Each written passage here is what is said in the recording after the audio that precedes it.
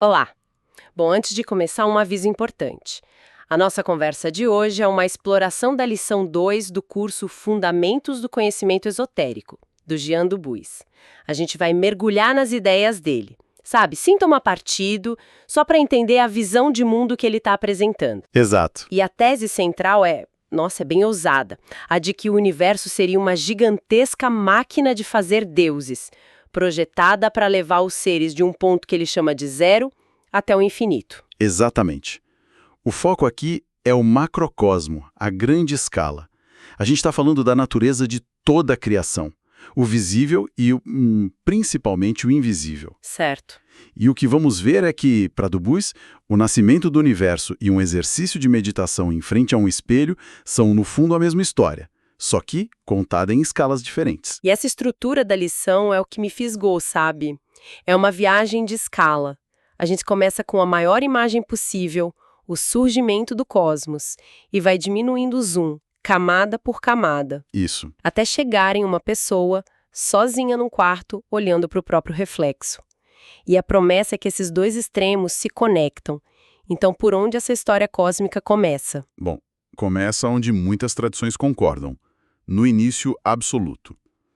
Antes de qualquer coisa, existe o que é chamado de uno ou o absoluto. Uma unidade? Uma unidade indiferenciada, a fonte potencial de tudo que existe. É tipo o ponto zero antes do Big Bang, se a gente quiser uma analogia moderna, mas num sentido metafísico, né? Entendi. A partir deste uno, a criação se desdobra em 3 grandes etapas. Certo. E o texto já estabelece essa relação entre o grande e o pequeno, dizendo que o ser humano, o microcosmo, é um reflexo em miniatura desse universo maior, o macrocosmo. Quais são essas 3 etapas? A primeira é a emanação da energia primária, uma espécie de vibração inicial que sai do uno. Ok. A segunda é a diferenciação, o momento em que essa energia se divide em opostos, criando a dualidade. Certo. E a terceira é a condensação. É quando essa energia finalmente se coagula e forma a matéria que a gente conhece. Ok, vamos desempacotar essa primeira etapa, a emanação. O texto usa uma analogia que eu achei impressionante. A respiração de Brahma. É uma imagem poderosa, né? Muito! A ideia de que o universo é manifestado numa longa expiração e depois recolhido numa inspiração. Pois é. E transmite a ideia de um ritmo, de um pulso fundamental. Não é uma criação que aconteceu uma vez e pronto, acabou. É um processo cíclico, vivo. E a escala de tempo disso é... Segundo o texto, esse ciclo completo, expiração e inspiração, dura cerca de 1 bilhão de anos. 1 bilhão de anos!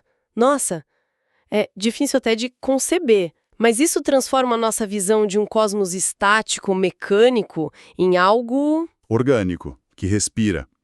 E qual seria o propósito dessa respiração?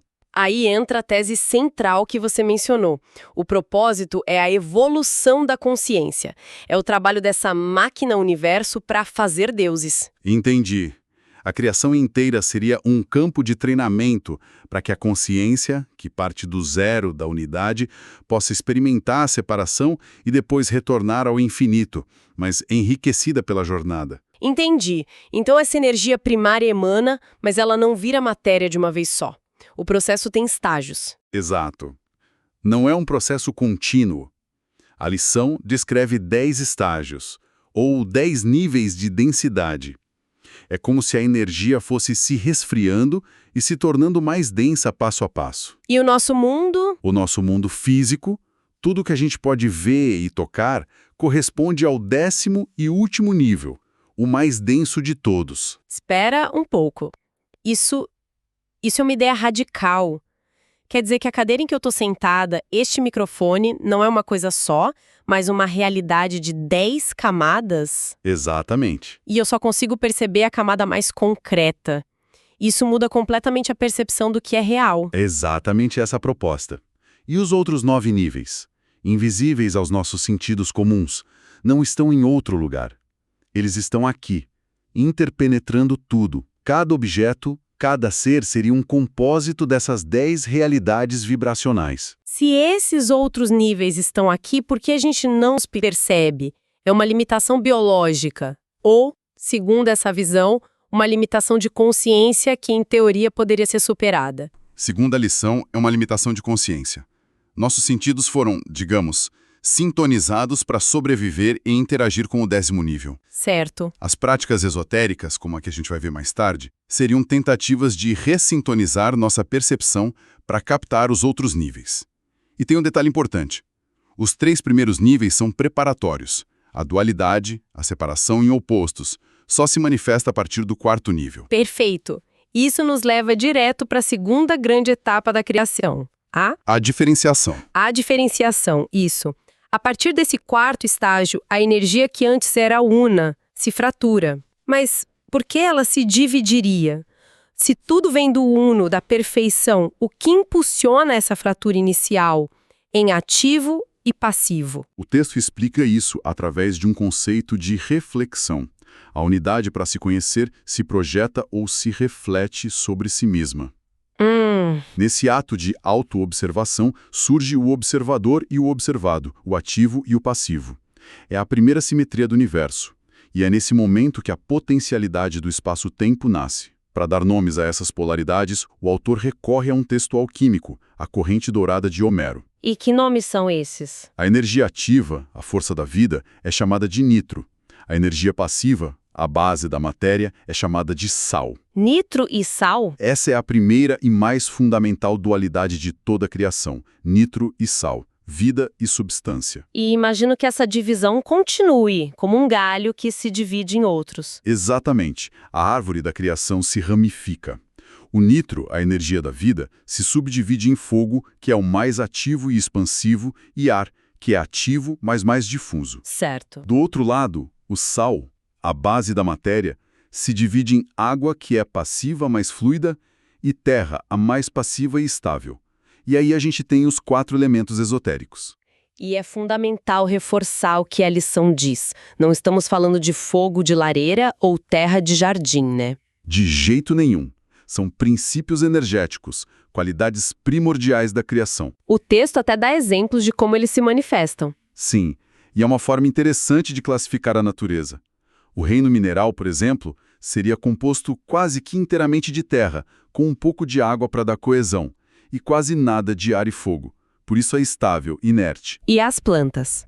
Já o reino vegetal tem muito mais água e ar, o que lhe dá crescimento e sensibilidade. E o reino animal? No reino animal, e especialmente no ser humano, a proporção de fogo é muito maior. O fogo aqui representa a força vital, a consciência, a vontade. Então a morte nessa visão, mas como eles se juntam para criar algo complexo como um ser vivo? Parece que falta uma cola, um sistema de organização. Exatamente. O fogo, sendo pura energia ativa, não consegue grudar diretamente na terra, que é pura passividade. São extremos. Certo. Por isso, as energias se organizam em 3 princípios mediadores, que a alquimia conhece muito bem. O primeiro é um enxofre. Enxofre. Ele é formado pela união do fogo e do ar. Esotericamente, isso é a alma. É a nossa força vital individualizada, o nosso motor interno. Ok, a alma. O segundo princípio deve ser o que conecta essa alma ao corpo físico. Precisamente. É o espírito, chamado de Mercúrio pelos alquimistas. E olha a composição dele. Ele pega o ar do lado da vida, do nitro, e a água do lado da matéria, do sal. Ah, ele faz a ponte. Ele é o grande mediador, o mensageiro que traduz os impulsos da alma para o corpo. A lição até cita o caduceu de Hermes, com as 2 serpentes entrelaçadas, como o símbolo perfeito dessa união das energias opostas. Faz sentido. E por fim, o receptor de tudo isso. É o corpo, chamado de sal. Ele é formado por água e terra, os 2 elementos mais densos.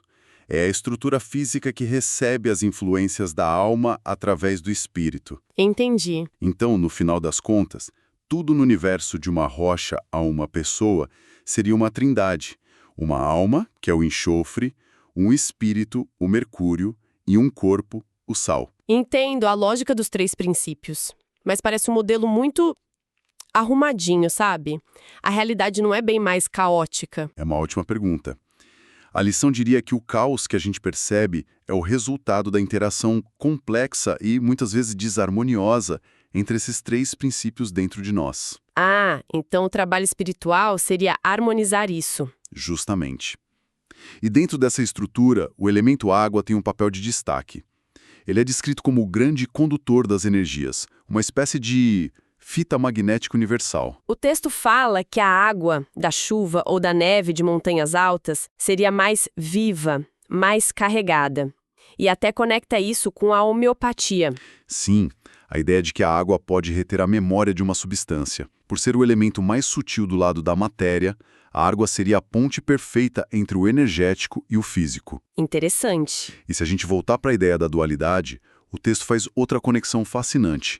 Ele propõe que o espaço e o tempo, que nós percebemos como 2 coisas separadas, Sim. são, na verdade, uma diferenciação de um princípio único superior, a eternidade. Da mesma forma que nitro e sal surgem da energia primária. Exatamente. E a consciência não conseguiria saltar direto da eternidade para o nosso contínuo espaço-tempo.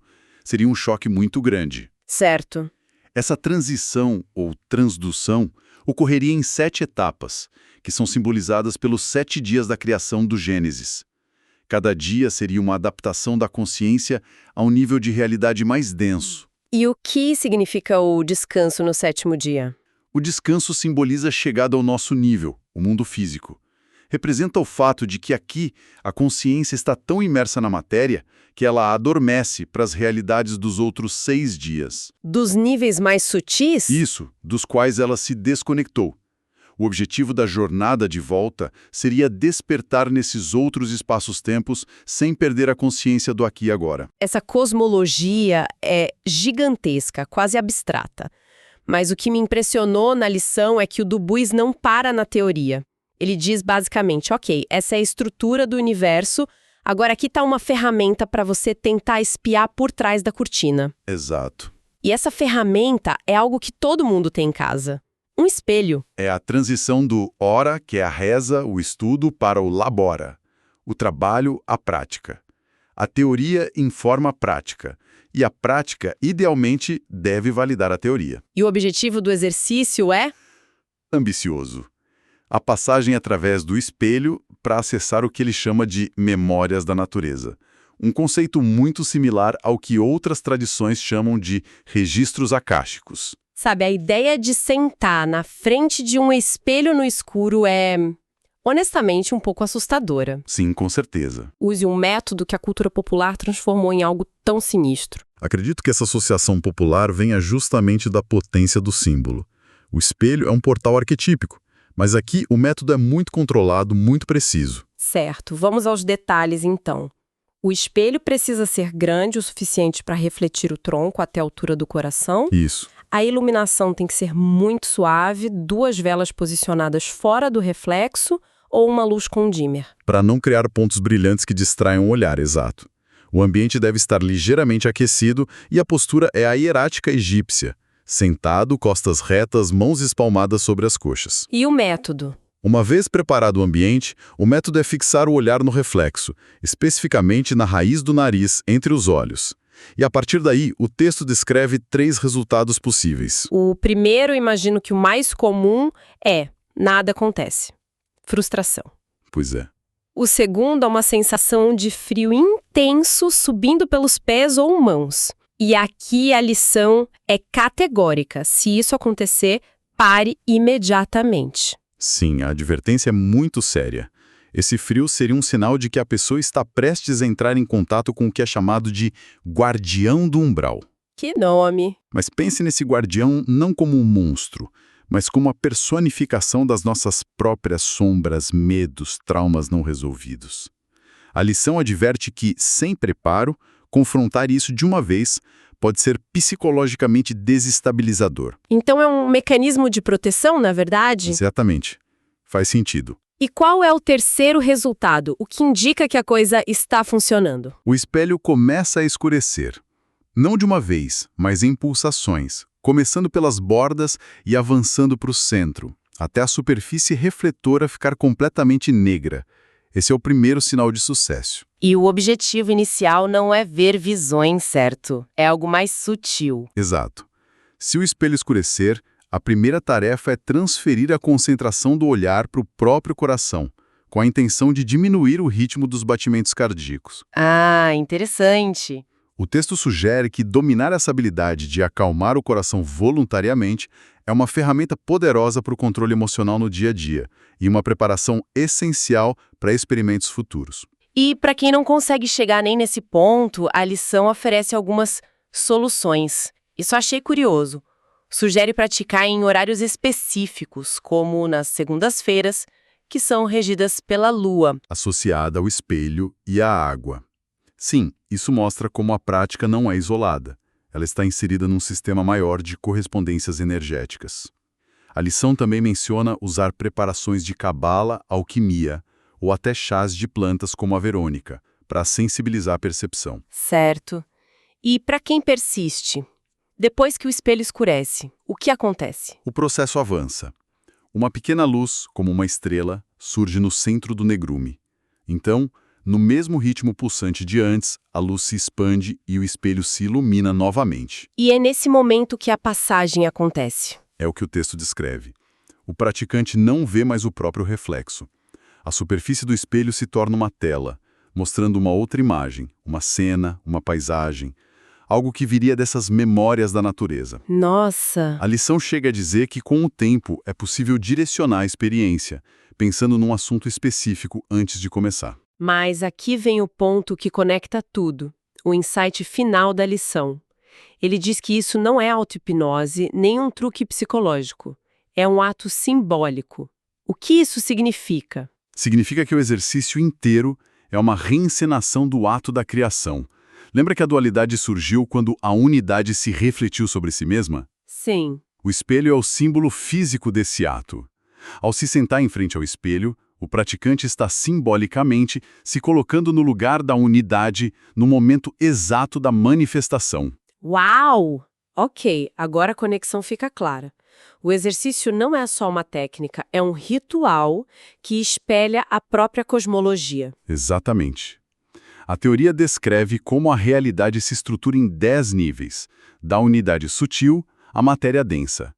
A prática do espelho, então, é uma tentativa de usar o símbolo mais poderoso da manifestação, o reflexo, para por um instante olhar para trás. Para além do nosso 10º nível. Isso, para além do mundo físico.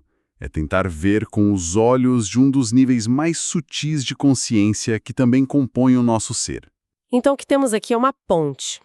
De um lado, uma teoria cosmológica imensa sobre a estrutura da realidade. E do outro, um método prático, íntimo e pessoal, que usa o próprio símbolo da criação dessa dualidade para tentar perceber diretamente essas outras camadas. É a união perfeita do mapa e da jornada.